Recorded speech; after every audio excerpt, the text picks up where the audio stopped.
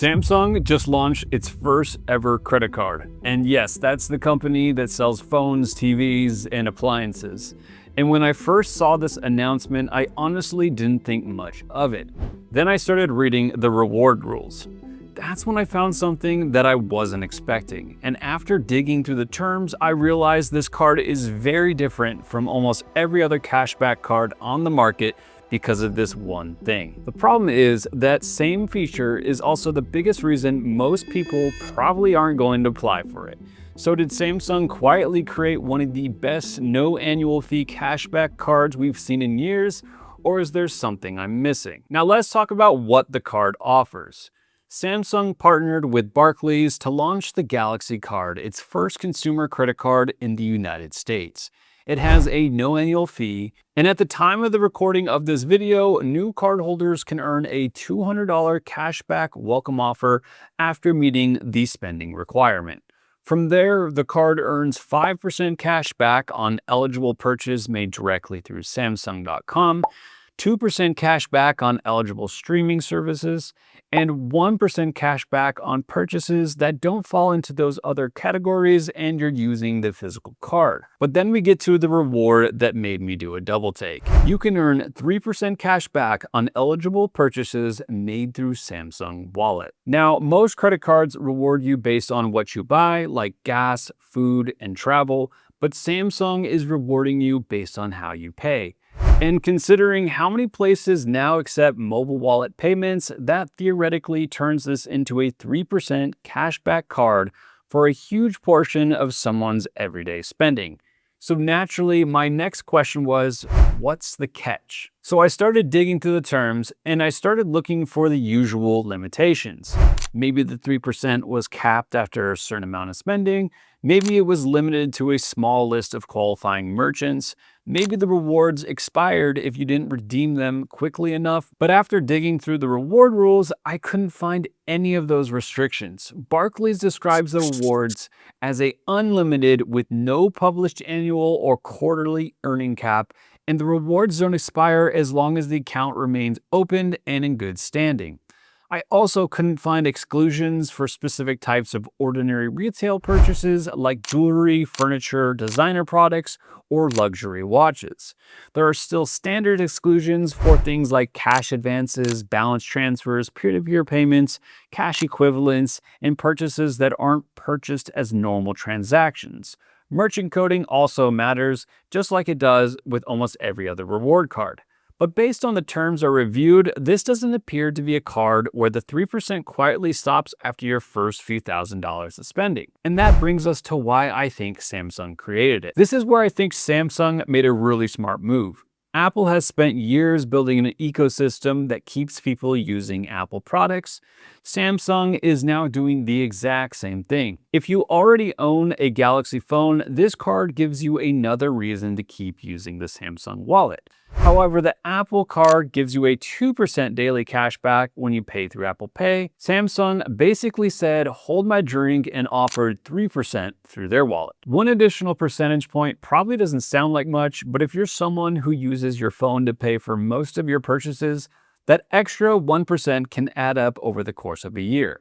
And if Samsung wants to convince even a small percentage of people to choose a Galaxy phone over an iPhone, beating Apple at its own everyday rewards game is a pretty smart place to start. Of course, this isn't the only card you could use for everyday spending.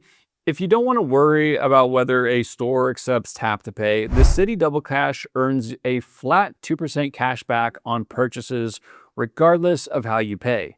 Then there's the Robinhood Gold card, which offers 3% cash back across the board. But you need to be a Robinhood Gold member, which comes with a subscription fee. And access to the card hasn't always been as simple as submitting a normal credit card application. Currently, there is a wait list even to get access to this card. So getting the Robinhood card isn't necessarily as straightforward as already owning a compatible Samsung phone and applying for the Galaxy Card. You literally just have to be part of the Samsung ecosystem. But this is also the card's biggest limitation. And that's the big catch. To earn the 3% through Samsung Wallet, as you might have already guessed, you do need a compatible Samsung Galaxy phone. If you use an iPhone, you can't simply download Samsung Wallet and start earning 3%. Without access to the Samsung Wallet, you're left with the other categories, the 5% on eligible Samsung purchases, 2% on the streaming services, and 1% on everything else. Now, that's not terrible for a no annual fee card, but it also isn't particularly special. And while a strong credit card could give someone one more reason to consider switching phones, I don't think the rewards alone are enough to justify for me to leave my iPhone behind. But for someone who already uses the Galaxy phone or has been thinking about switching, this becomes a much more interesting option, especially if you regularly make large purchases. Now, there is one group that I think that could really benefit from this card, and that's luxury shoppers. A lot of premium purchases don't fit neatly in traditional bonus categories. If you're buying a luxury watch, a designer bag from somewhere like Louis Vuitton, expensive jewelry, or high-end furniture, you may normally earn 1% back. You might be able to earn 2% with a good flat rate card, but cards earning more than that often come with spending caps, memberships, annual fees, and other restrictions. Now, with that Samsung Galaxy card, you're going to get 3% on those luxury purchases as long as they accept Samsung Wallet. And on a large purchase, that difference becomes meaningful very quickly. A $10,000 purchase would earn you $300 cash back, and a typical 1% card would get you $100 back, and a 2% would only be $200. Personally, I do collect Rolexes and other luxury watches, so this was one of the first use cases that came to my mind when I saw the reward structure. When you are already spending thousands of dollars on a watch, especially while living in a city with a high sales tax rate, getting 3% cash back is a massive win. It doesn't erase the sales tax completely, but it can meaningfully soften the blow. But there is still one concern I do have. The term states that Barclays can modify, suspend, or terminate parts of the reward program. To be fair, language like that is common in credit card agreements. Banks need the ability to change rewards and benefits as the economics of product change. But when a no annual fee card offers uncapped 3% category this broad, I think it's reasonable to question whether that rate is structurally sustainable over long term. We've seen attractive reward programs rise and fall, just like the Bilt card that had so much hype around it earning rewards on rent, which obviously was too good to be true when it was launched. After losing millions of dollars, the reward program was forced to change to make the economics sustainable. Apple is another good example. When Apple launched its high-yield savings account, it became one of the hottest products in the personal finance. The APY started at 4.5%, but as interest rates changed, so did the savings rates. And today, it's significantly lower than the peak levels. So while the 3% rate is extremely competitive today, I don't think anyone can guarantee it will look exactly the same 3 or 5 years from now. That doesn't make the card bad today. It just means I wouldn't make a major financial decision based on the assumption that one reward category will remain unchanged forever. So did Samsung quietly create one of the best no annual fee cashback cards we've seen in years? For some who already own a compatible Galaxy phone, it's a very, very strong argument. But for everyone else, the answer is probably no.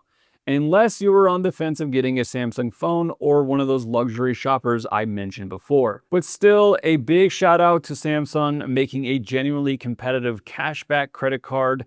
Lastly, if you're anything like me, I enjoy getting reward points instead of cashback, as I can typically squeeze a lot more value out of them through transfer partners. That's why I prefer using the Chase Unlimited card as a 1.5% catch-all card. And paired with the Sapphire Card, you can redeem those points for 2, 3, or even 5 cents for flights and hotels. Now, if you're interested in the Chase Unlimited and Sapphire combo, I left a link in the description. Thanks for supporting the channel, guys, and don't forget to like and subscribe. I'll see you on the next one.